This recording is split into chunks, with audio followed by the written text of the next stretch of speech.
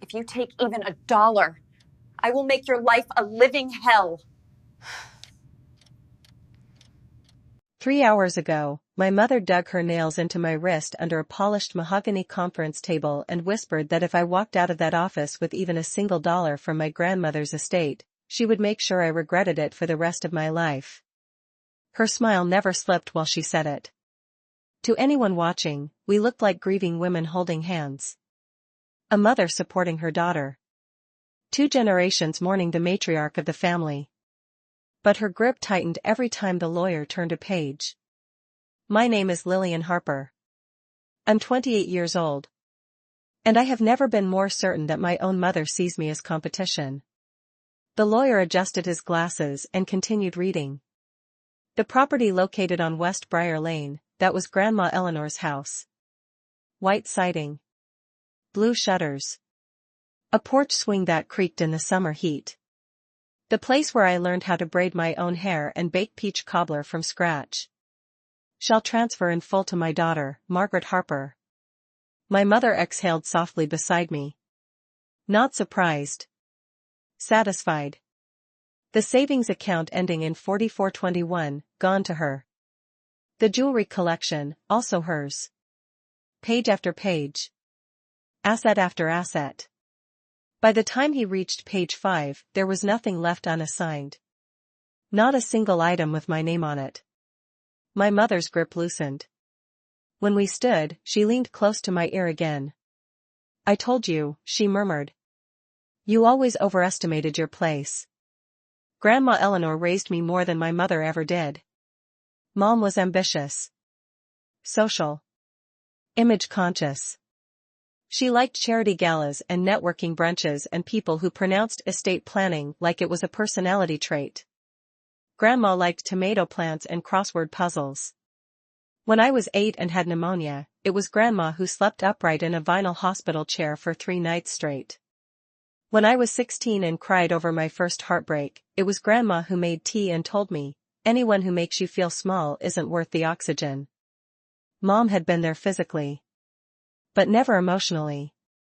After the meeting, she insisted we drive together back to the house on West Briar Lane. It's important we present a united front, she said, applying lipstick in the passenger mirror. To who? The neighbors. The church committee. People talk. They always did. When we arrived, a few cars were still parked. Along the curb. Word travels fast in quiet neighborhoods. The front door stood open. The scent of furniture polish and lilies drifted into the afternoon air. Inside, framed photos still lined the hallway. My kindergarten portrait. My high school graduation. Grandma had kept every milestone. Mom walked straight to the kitchen table and began sorting through unopened condolence cards. I'll need to inventory everything, she said briskly. Insurance purposes. I wandered into the living room. The indentation on the couch where Grandma used to sit was still visible. Her knitting basket rested beside it, half-finished scarf draped over the armrest. I sat down carefully. For a moment, I allowed myself to feel it fully. The loss. Not the money. Not the house. Her. Don't get sentimental, Mom called from the kitchen. It's unhealthy. Unhealthy. That word followed me most of my life. Crying was unhealthy. Questioning her was disrespectful. Independence was betrayal. You should start thinking about moving your things out of your apartment, she continued. Rent is wasteful. If you're smart, you'll move back here and help maintain the property. Help maintain. Not live. Not belong. I walked into the kitchen doorway. You just told me I have no place. She didn't look up from the stack of envelopes. I meant in financial decisions. Don't twist my words. There it was. The subtle rewrite of reality. I nodded once. Because arguing never worked. But something in my chest had shifted. Grandma wasn't careless. She wasn't impulsive. And she wasn't blind to how my mother operated. I'd seen the tension between them. Heard the clipped phone calls. The polite but cold holiday dinners. 5 pages felt too clean. Too convenient. That night, I returned to my small one-bedroom apartment across town. I sat at my kitchen counter and replayed the lawyer's tone in my head. Measured. Precise. And slightly hesitant. As if he'd been careful with every sentence. 3 hours after the reading, my phone buzzed. An unknown number. I almost ignored it. Almost. But something told me not to. I answered. Miss Harper? A woman's voice asked gently. Yes. This is Daniel Reed's assistant.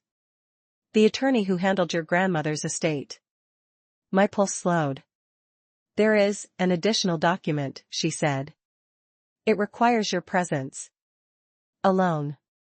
I didn't speak for a full second. Is my mother aware?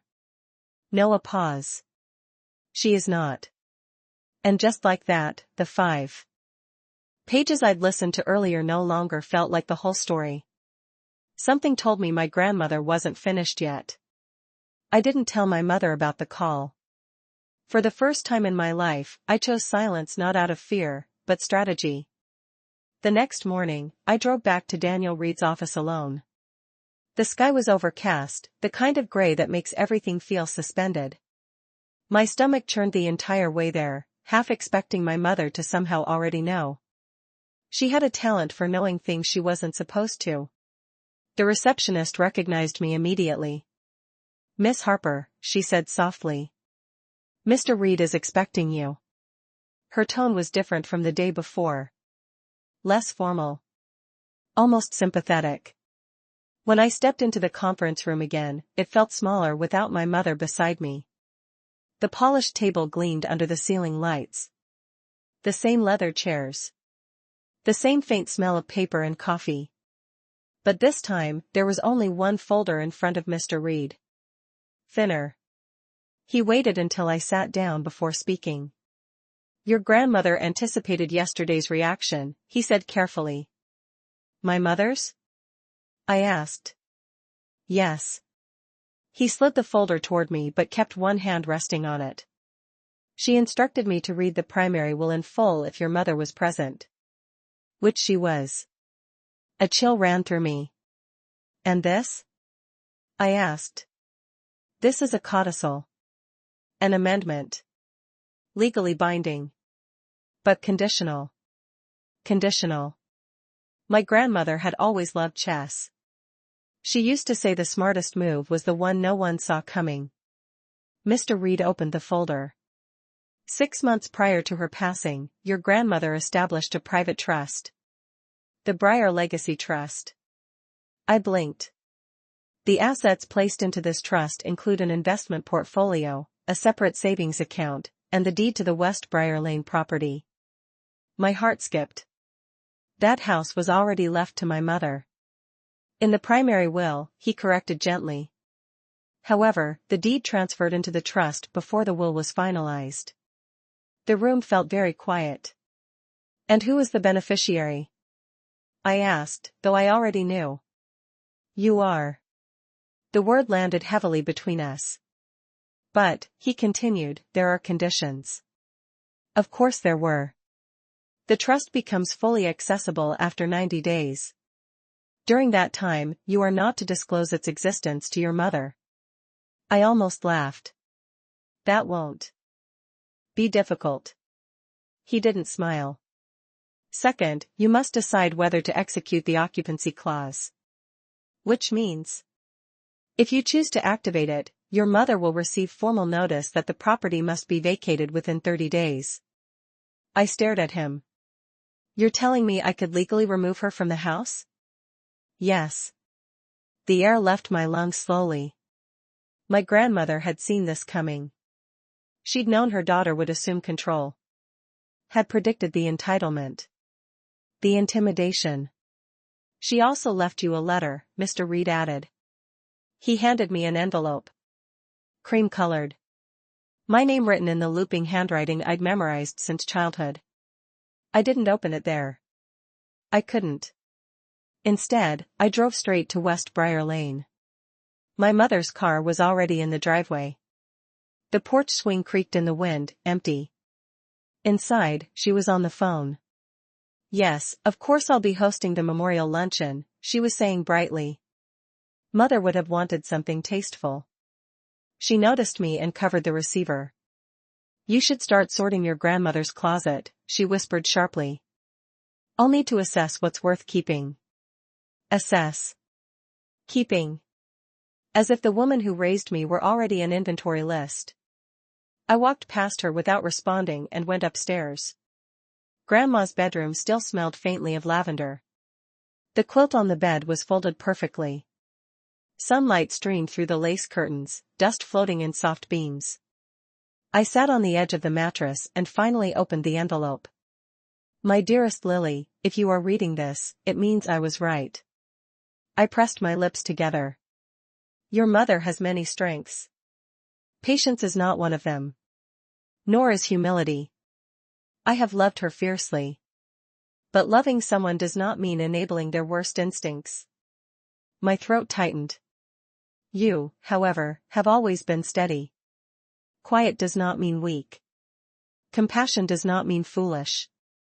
Everything I built, the house, the savings, the security, was meant to create stability. Not power. If your mother has made you feel small, that is her burden. Not yours. The house is yours because it was always your home. But what you choose to do with it will show me who you've become. I trust you. Always. Grandma." The paper trembled in my hands. Downstairs, my mother laughed into the phone. I folded the letter carefully and slipped it into my bag. For 28 years, I'd tried to earn space in rooms my mother controlled. Now I realized something: I didn't need permission. That evening, as we sat across from each other at the kitchen table, she began discussing renovation ideas. "I'm thinking we repaint the exterior," she said. "Something more modern. Gray, maybe. The blue shutters are outdated." I looked at the walls. The color Grandma had chosen herself. "Maybe we should wait," I said calmly. She narrowed her eyes. "Wait for what?" I met her gaze steadily. "For the right time." For the first time, uncertainty flickered across her face. She didn't know yet. But she would. And when she did, everything would change. The memorial luncheon was scheduled for Sunday afternoon. By Thursday, my mother had transformed the house into a stage. Fresh lilies replaced the slightly wilted ones from earlier in the week. Silver trays lined the dining table. She hired a catering service from downtown, the kind that used words like artisanal and locally sourced in every sentence. Grief, for her, was a performance. For me, it was quieter. I spent most of Friday in Grandma's garden, pulling weeds that had begun to creep along the tomato beds. The soil stained my palms, grounding me. This was the part of the house that had never cared about appearances. Plants didn't respond to charm. They responded to consistency. Late Friday evening, Mr. Reed called. "I wanted to inform you," he said carefully, "that your mother has contacted our office." My pulse quickened. "About what?" "She's attempting to liquidate one of the accounts listed in the primary will." "But that account is now part of the trust," he finished. "The transfer was completed prior to your grandmother's passing. Legally, she cannot access it." A slow, steady heat built in my chest. "She doesn't know that yet, does she?" "No," he said. "But once the bank denies the transaction, she will." The 90-day clause echoed in my mind. "Do not disclose the trust." "Thank you for the warning," I said. After we hung up, I sat in the dark of my apartment, staring at the city lights outside my window. Grandma hadn't just protected me. She had anticipated escalation. Sunday arrived bright and deceptively warm. Guests filled the house by noon: church members, distant cousins, women from Grandma's bridge club. Murmured condolences floated through the rooms like background music. My mother stood near the fireplace, posture flawless, voice measured. Mother was such a pillar of strength, she said to a small circle of listeners. I'll do my best to carry on her legacy. Carry on. I watched from the hallway, unseen. Mrs. Donnelly, our elderly neighbor, approached me quietly. She squeezed my hand. Your grandmother spoke of you often, she said softly.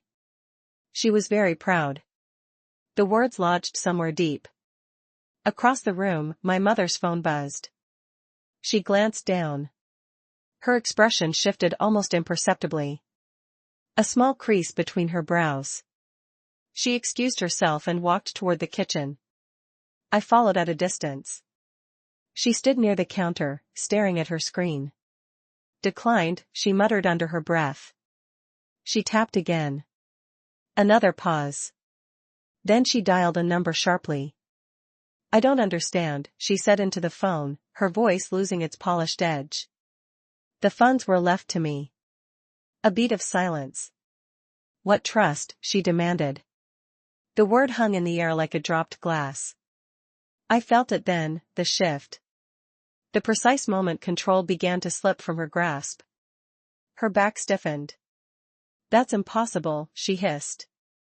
I saw the will. More silence. Then, colder, who authorized this? Her gaze lifted slowly. And landed on me. It wasn't accusation yet. It was calculation.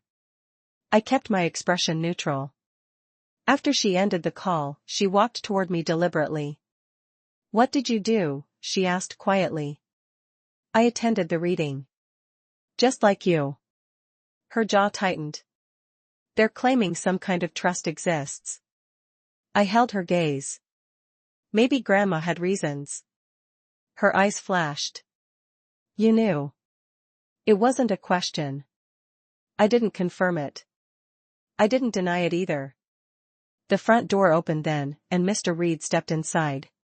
He hadn't been invited.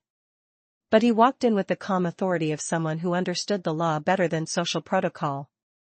Several guests turned, confused. My mother's smile reappeared instantly, brittle but present. Daniel, she said tightly. This is hardly the time. I apologize for the interruption, he replied evenly. But I've been informed there is some confusion regarding asset distribution. The room quieted. Not entirely silent, but attentive. He continued. The Breyer Legacy Trust was established prior to Mrs. Eleanor Harper's passing. As of that date, the West Briar Lane property and associated investment accounts were transferred into the trust. Murmurs rippled. My mother's composure cracked. That house was left to me, she said sharply. In the primary will, yes, he replied. However, the deed was legally reassigned months earlier. The will reflects assets remaining outside the trust. Her face drained of color. And the beneficiary? Someone asked from behind us. Mr. Reed didn't hesitate. Lillian Harper. The room turned toward me. Heat rose to my cheeks, but I stood still.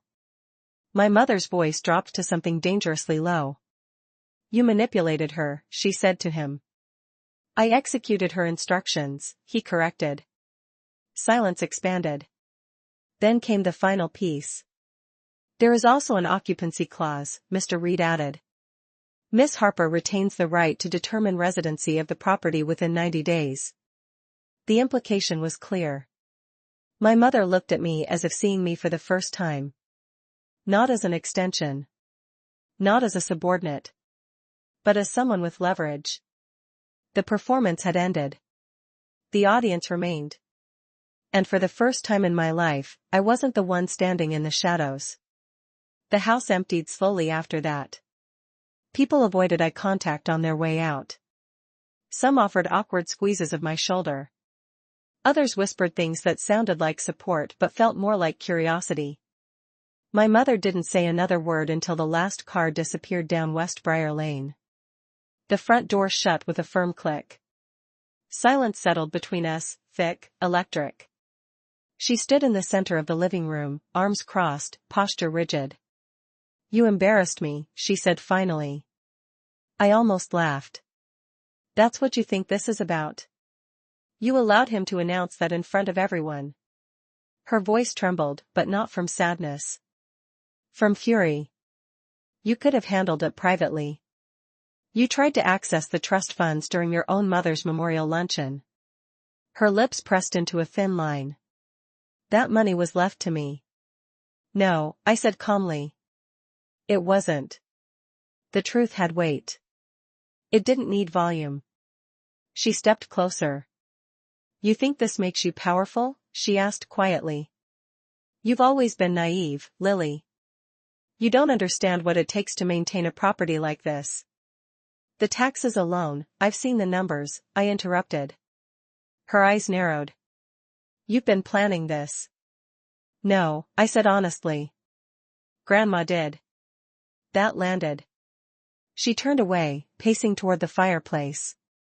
She never trusted me, she muttered. The words slipped out. Before she could stop them. And there it was. Not anger. Not entitlement. Insecurity. For a moment, just a flicker, I saw something human beneath the armor. She loved you, I said. She controlled me, she snapped back instantly, the vulnerability gone. And now she's using you to do it again. I inhaled slowly. No. She protected me. The difference mattered.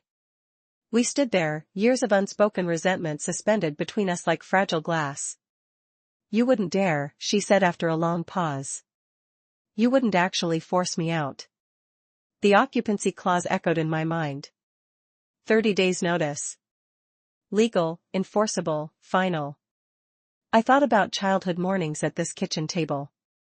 About pneumonia nights in a hospital chair. About my grandmother's steady voice telling me not to shrink. I haven't decided yet, I said. Her shoulders straightened. You owe me, she said sharply. For what? For raising you. The words hit differently now. Raising. Presence without protection. Provision without warmth. I owe Grandma, I replied quietly. Her hand flew to the back of a dining chair as if she needed support. You are ungrateful, she whispered. No, I said. I'm done being afraid. That silenced her. I picked up my bag from the hallway table. I'll give you time, I added. But don't mistake patience for weakness. The following week was tense but outwardly calm. My mother stopped answering my calls. Instead, she contacted extended family. I began receiving carefully worded messages. She's under a lot of stress. Family should stay united. Surely there's a compromise. Compromise. As if stability were negotiable. Mr. Reed informed me that my mother had consulted another attorney. She's exploring contesting the trust, he said. Can she? Legally? Unlikely. Your grandmother's documentation is meticulous. Meticulous. That sounded like her. Still, the pressure mounted. One evening, I returned to West Briar Lane to retrieve some of my childhood belongings from the attic. My mother's car wasn't there. Inside, the house felt different. Less staged. Less performative. I climbed the narrow attic stairs and found the old cedar trunk where Grandma kept photo albums. Dust coated the lid. I opened it carefully. Inside were decades of pictures, birthdays, holidays, candid garden afternoons. And at the very bottom, a small velvet box. I frowned. Inside was a delicate gold locket I'd never seen before. Tucked beneath it was a folded note in Grandma's handwriting. For Lily. Not for display. My pulse quickened. If you ever doubt your strength, remember this: power does not shout. It stands. The locket felt warm in my palm. Footsteps sounded downstairs. Sharp. Quick. Lillian, my mother's voice called. I closed the trunk. When I descended, she was standing in the foyer, eyes blazing. You went to the bank, she said. Yes. They told me the trust cannot be contested easily. Her tone made easily sound like a threat. I didn't respond. You're destroying this family, she continued. No, I said steadily. We're finally seeing it clearly. She stepped closer, lowering her voice. If you remove me from this house, people will talk. They already are. Her jaw tightened. You will regret humiliating me. The old fear flickered, but it didn't root. I'm not humiliating you, I said. I'm choosing stability. She studied my face, searching for hesitation. She didn't find it. That night, I drafted the letter with Mr. Reed. Formal notice. 30 days. I stared at my signature for a long time before writing it. Not out of guilt. Out of gravity. This wasn't revenge. It was boundary. When the notice was delivered 2 days later, my mother didn't call. She didn't text. Instead, she posted a vague message online about betrayal and disloyalty. Friends responded with sympathy. I stayed silent. Grandma had played the long game. Now it was my turn to stand still and let the truth do the work. 30 days. And everything would change. The morning the movers arrived, I stayed in my car at the end of West Briar Lane and watched from a distance. It wasn't cowardice. It was restraint. 2 large trucks idled at the curb while men in navy uniforms carried furniture down the front steps of the house that had shaped my childhood.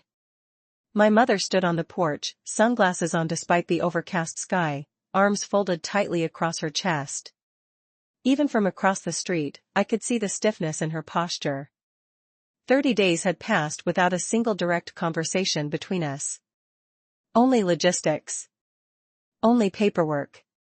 When the final box was loaded and the trucks pulled away, she remained standing on the porch alone. For a moment, just one, I considered walking up the steps. Offering something softer. But I remembered the lawyer's office. Her nails digging into my wrist. The promise to make my life unbearable if I claimed what was mine. Compassion without boundaries had nearly cost me everything. I stepped out of the car. The gravel crunched beneath my shoes as I approached. She heard me and turned. You've made your point, she said flatly. This was never about a point. No? Her laugh was brittle. You took my home. I held her gaze steadily. It was never yours. The truth didn't feel sharp anymore. It felt settled. She searched my face for anger, for triumph, for cruelty. She found none. I hope you're satisfied, she said quietly. I hope you find peace, I replied. For the first time in my life, I meant it without sarcasm. She picked up her purse. You'll understand someday, she added. What it's like to build something and have it taken. I thought about hospital chairs. Tomato plants. Half-finished scarves. I do understand, I said. She didn't respond. She walked down the steps, past me, toward her waiting car. She didn't look back. The house was silent when I unlocked the door. Not empty. Just still. The air carried faint traces of lemon polish and something softer, lavender lingering in the walls. I stepped inside slowly. Sunlight filtered through the lace curtains, casting gentle patterns across the hardwood floors. The living room looked smaller with outstaged floral arrangements and catered platters. More honest. I walked into the kitchen and ran my hand along the counter. I'm home, I whispered, not because anyone was there to hear it, but because the words mattered. Upstairs, Grandma's bedroom remained untouched. I sat on the edge of her bed and allowed myself to cry, not from stress, not from fear. From release. The kind that comes when you've carried tension for so long you forget what your shoulders feel like without it. Later that afternoon, I found myself back in the garden. The tomato plants needed staking. The soil needed turning. I worked until the sun dipped low behind the trees. That evening, I opened the Briar Legacy Trust documents again at the kitchen table. Beyond the house and accounts, there was something I hadn't fully processed before. A provision allowing annual distributions toward a community initiative in Grandma's name. She'd written a note beside that clause in her careful script. Stability should ripple outward. I smiled. 3 months later, the Eleanor Breyer Community Grant was announced at the local library. A small fund, but enough to support single mothers returning to school, or young women starting small businesses. The first recipient stood at the podium with trembling hands and fierce determination in her eyes. I saw a version of myself in her. Not the fearful version. The steady one. Word traveled quickly through town about the transition of the house. Some people sided with my mother quietly. Others congratulated me openly. I didn't chase opinions. Peace isn't built on applause. It's built on alignment. One evening in early autumn, I sat alone on the porch swing. The wood creaked gently beneath my weight, the same rhythm I'd known since childhood. Fireflies flickered in the yard as dusk settled across West Briar Lane. I held Grandma's gold locket in my palm. Power does not shout. It stands. For 28 years, I mistook silence for weakness. I thought endurance was the same as strength. It isn't. Strength is choosing not to shrink. It's signing the paper.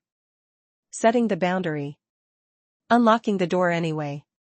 My phone buzzed softly beside me. A message from my mother. I stared at the screen for a long moment before opening it. I don't agree with what you did. But I suppose I underestimated you. It wasn't an apology. But it was honest. I typed slowly. I never wanted to fight you. I just needed to stand. 3 dots appeared. Then disappeared. No reply came. And that was okay. Not every relationship resolves cleanly. Some simply redefine themselves. The porch swing moved gently as the sky deepened into indigo.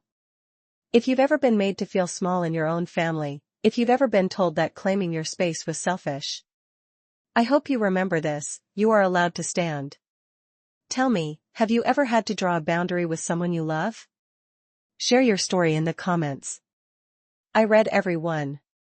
And if you believe quiet strength is still strength, make sure to like and subscribe to Still Waters Payback for more stories where patience meets justice. Sometimes the loudest victory is the one that doesn't need to shout.